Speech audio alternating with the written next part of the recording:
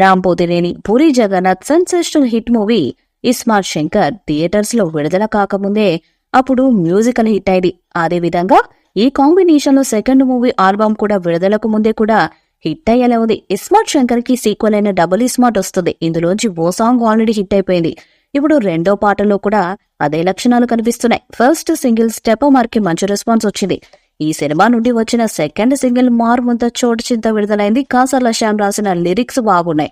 హైదరాబాద్ ఆశలు ఆకట్టుకుంటున్నాయి. ఇది దేశీ party song. Mani Sharma composition mass appeal ఇచ్చింది. రాహుల్ సిప్లింగంజ్, ధనుంజయ్ సిపానా, కీర్తన శర్మ త్రయం ఈ పాటను ఆలపించారు. పాటలో రామ్ ఎనర్జీ నెక్స్ట్ లెవెల్ ఉంది.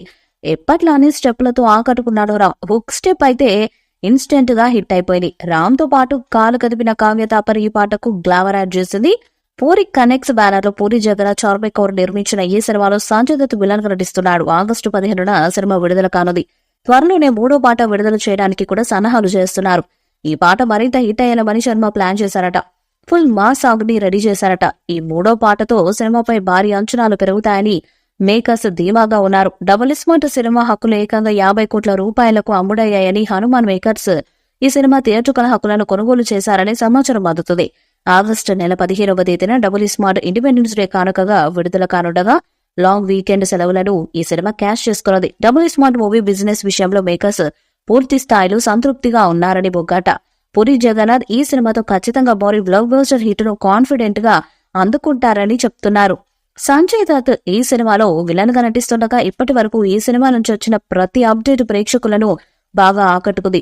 టాక్ ఏ మాత్రం పాజిటివ్ గా ఉన్నా బాక్స్ ఆఫీస్ షేక్ అవ్వడం పక్కా అని చెప్పవచ్చు. ఈ సినిమాకు పోటీగా పలు సినిమాలు థియేటర్లో విడుదలవుతున్నాయి.